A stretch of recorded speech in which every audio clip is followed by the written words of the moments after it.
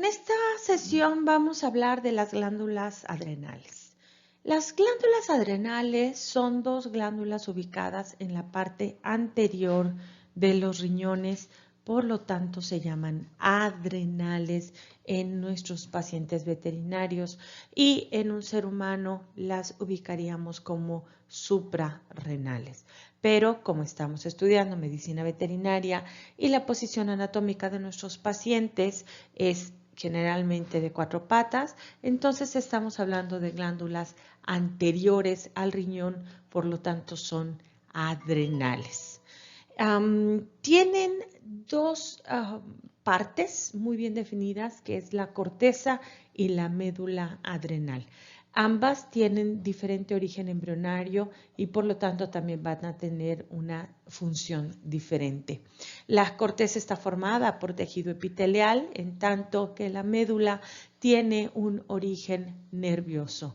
Y las secreciones de la médula adrenal son neurohormonas y las secreciones de la corteza son hormonas. Como les comentaba, la glándula adrenal tiene dos zonas anatómicas bien definidas, lo que es la médula adrenal y lo que es la corteza adrenal. En cuanto a la médula adrenal, vamos a tener la síntesis y liberación de hormonas como la adrenalina y noradrenalina que preparan al organismo para situaciones de estrés. Si hablamos de la corteza adrenal, entonces vamos a tener tres grupos de hormonas: los glucocorticoides, los mineralocorticoides y los sexocorticoides.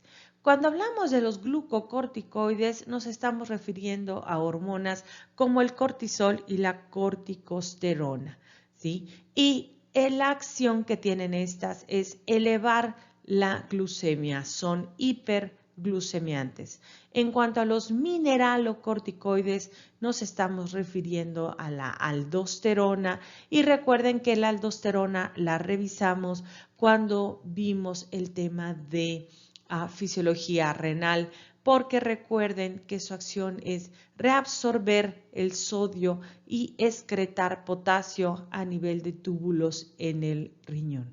En cuanto a los sexocorticoides, estamos hablando por un lado de los andrógenos, que son las hormonas de tipo masculinizantes o de hormonas del sexo masculino, ¿sí? De lo que es un macho. Y por el otro lado, las hormonas femeninas, ¿sí?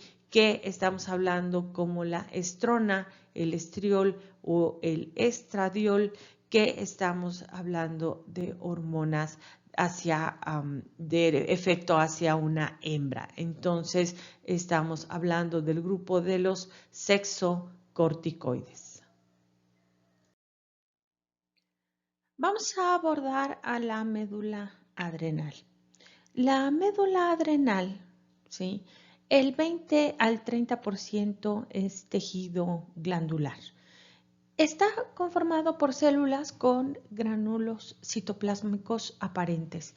Son estas células productoras de catecolaminas y las catecolaminas son la dopa, la dopamina, la adrenalina y la noradrenalina. Como les comentaba, está conformado por células que en realidad son un conjunto de neuronas postganglionares que no tienen axón, son axónicas, sin axón, ¿sí?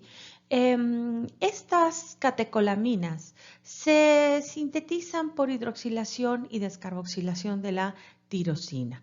Ahora bien, es posible transformar a la adrenalina en noradrenalina gracias a una metilación mediada por la enzima feniletanolamina N-metiltransferasa.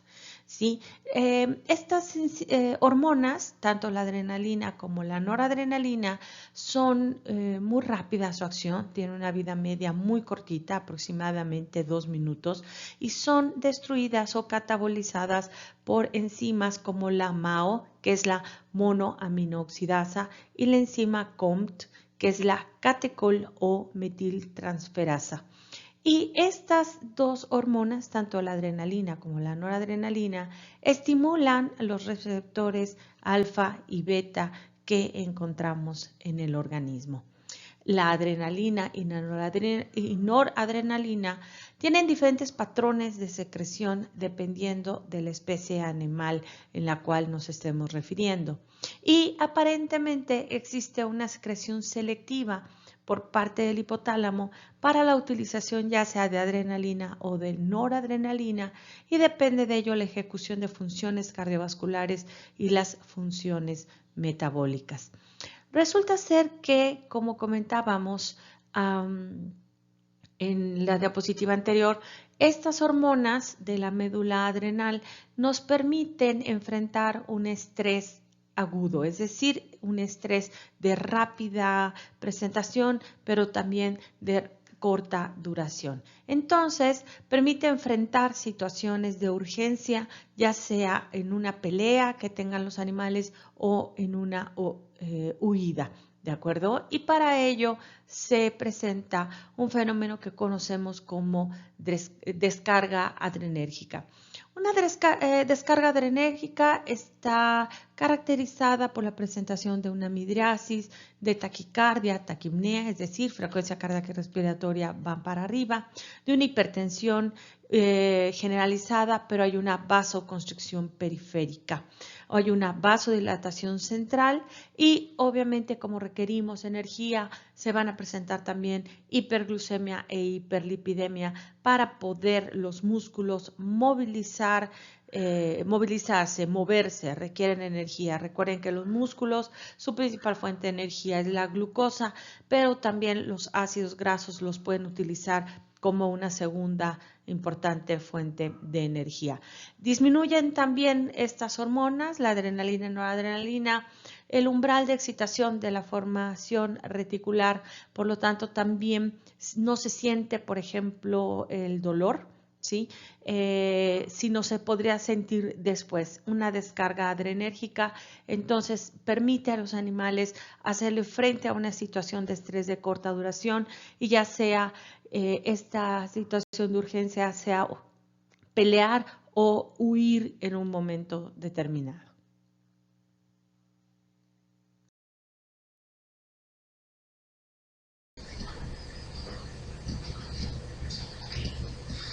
Durante episodios de estrés, como prepararse para una competencia, el cerebro indica a las glándulas adrenales que produzcan epinefrina o adrenalina. La epinefrina aumenta el ritmo cardíaco. Esta respuesta del corazón proporciona más oxígeno a los músculos, lo que prepara al cuerpo para reaccionar. Como una respuesta a más largo plazo para el estrés, las glándulas adrenales segregan cortisol, que promueve la liberación de energía.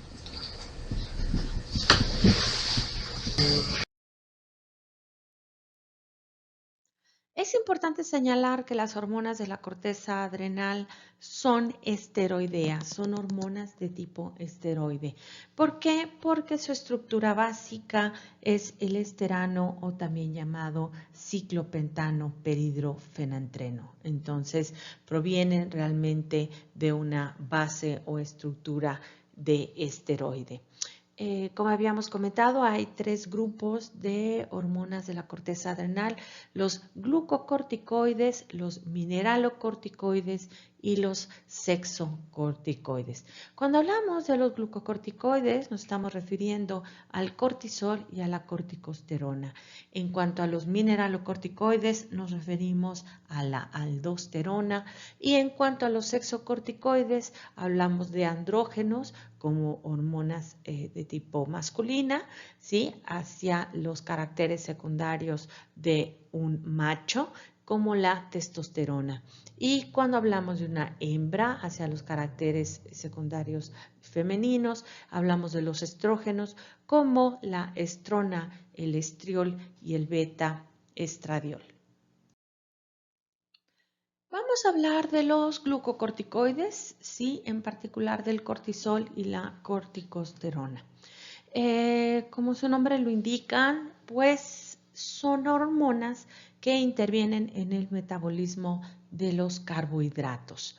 Entonces, permiten la disponibilidad de la glucosa durante los esfuerzos físicos y súbitos, pero también podemos encontrar en esfuerzos prolongados al cortisol en niveles elevados. Activan diversos procesos catabólicos para garantizar el suministro de la energía, porque, por ejemplo, recuerden, por favor, que para el músculo no solo la glucosa es una importante fuente de energía, sino también están los ácidos grasos libres. Por lo tanto, la liberación de glucocorticoides, sobre todo si es de forma frecuente, degrada las reservas corporales. Y no solamente estamos hablando de las reservas de carbohidratos como el glucógeno, también las reservas de lípidos como los triacilglicéridos y también, muy importante, las reservas de proteínas. Porque recuerden que cuando tenemos una proteína y la hidrolizamos, obtenemos aminoácidos y los aminoácidos son un sustrato importante para la creación de glucosa a través de la ruta de la gluconeogénesis. Por lo tanto, la presencia excesiva de glucocorticoides fisiológicamente es contraproducente, lo que podría predisponer a los animales a muchas enfermedades. En cuanto a las diferencias por las especies, existe una relación de cortisol y corticosterona definida. 7:1 en humanos, gatos y borregos, 7:3 en conejos, aves y roedores como la rata y el ratón, y la relación 1:1 cuando hablamos de perros y rumiantes.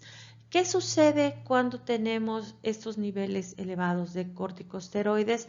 Pues ya habíamos comentado que también afecta el metabolismo de las proteínas por un catabolismo proteico con liberación de aminoácidos y una estimulación para la activación de la gluconeogénesis. También participan en el metabolismo de las grasas, ya lo habíamos también comentado, catabolizando lípidos con liberación de ácidos grasos libres y colesterol en la sangre.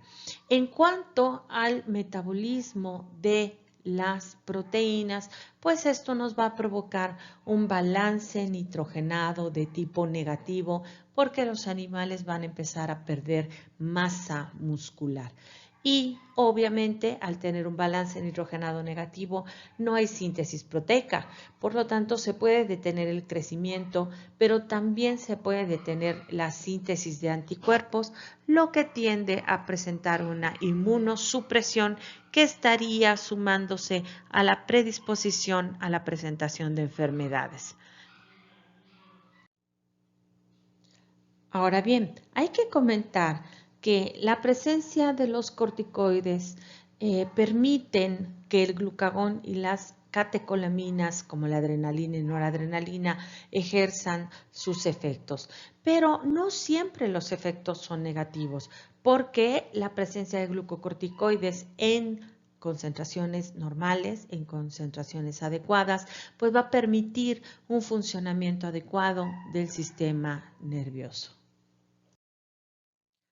Revisemos ahora el eje del estrés. El estrés es provocado por diversos factores, ya sean internos o externos. Pero cuando se desencadena el estrés, pues llega el estímulo hacia el hipotálamo y el hipotálamo, recuerden que puede liberar factores de liberación o factores de inhibición hipotalámicos hacia la hipófisis. En este caso, lo que se va a liberar es un factor de activación que se conoce como corticoliberina o corticocrinina.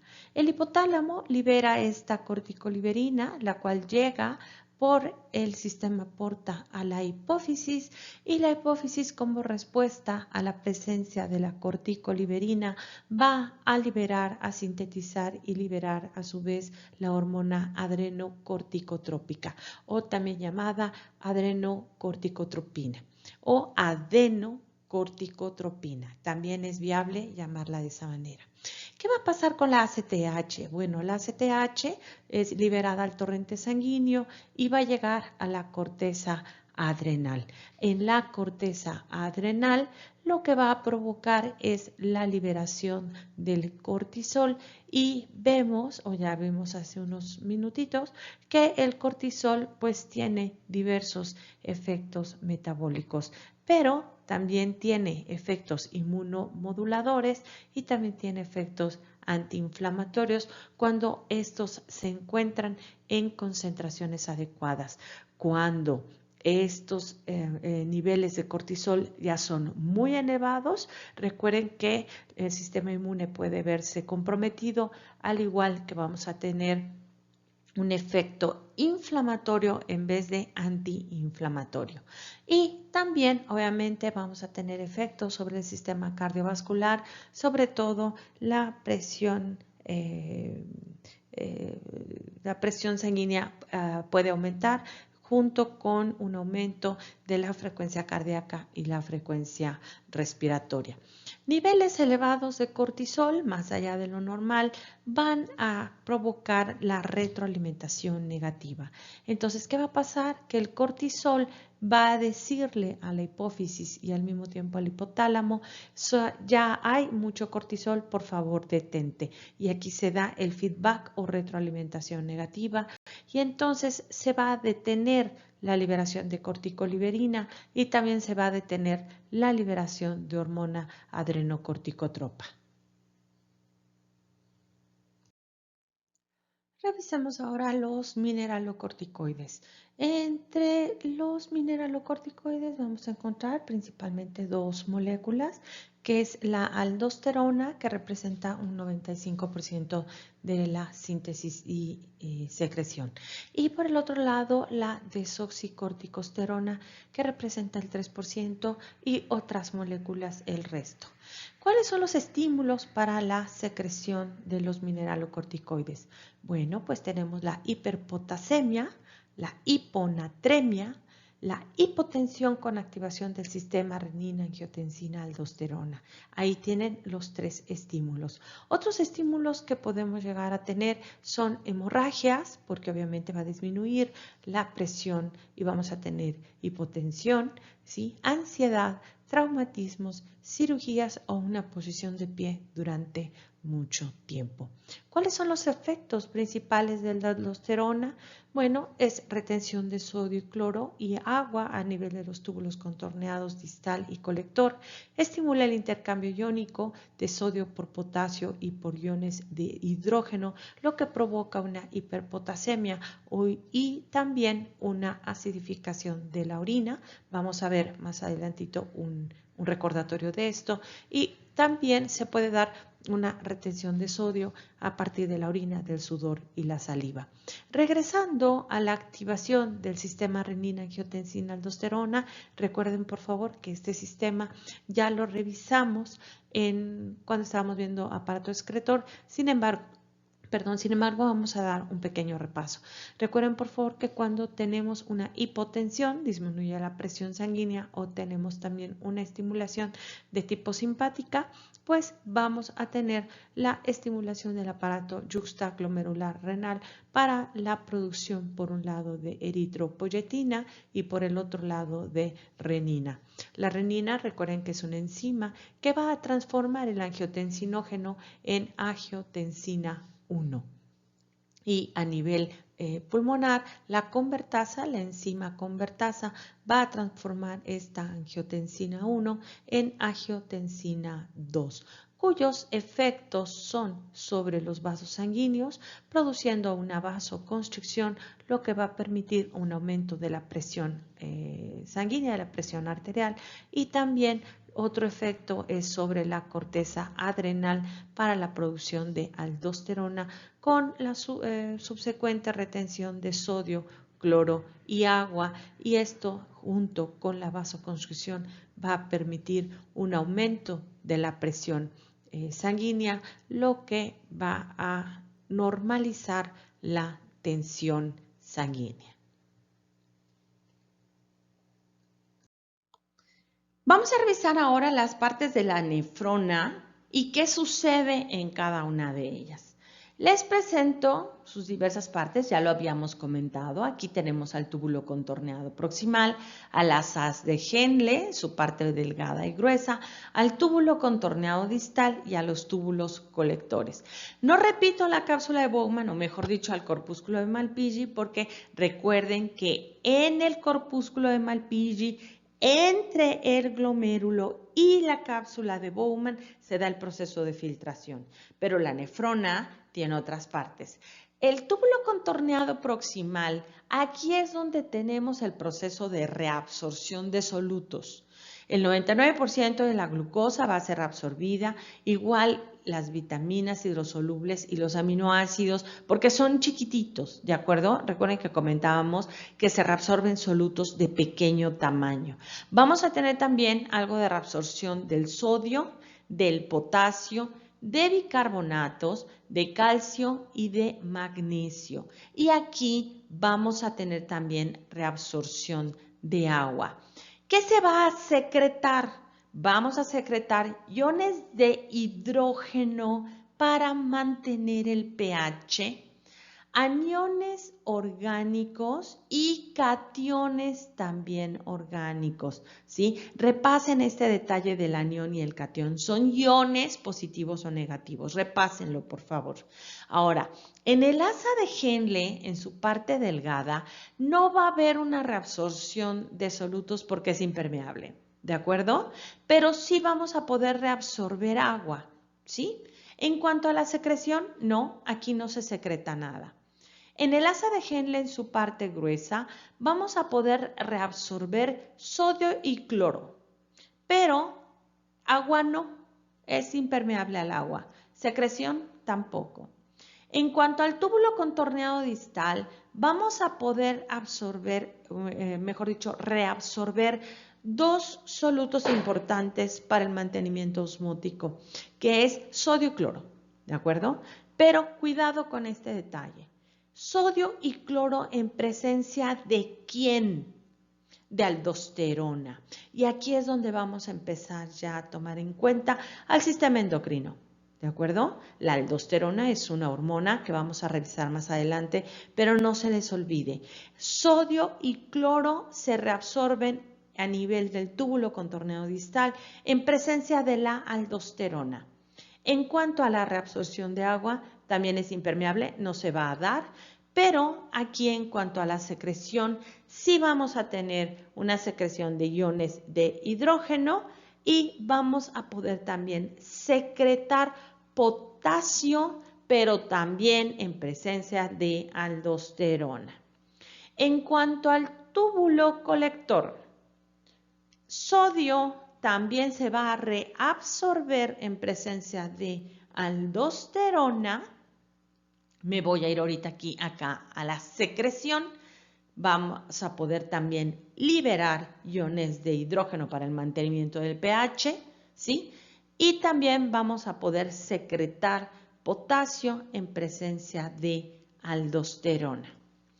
Vamos a ver qué sucede con el agua. Me voy a centrar en este pedacito. Si se dan cuenta, ahí hay otra hormona.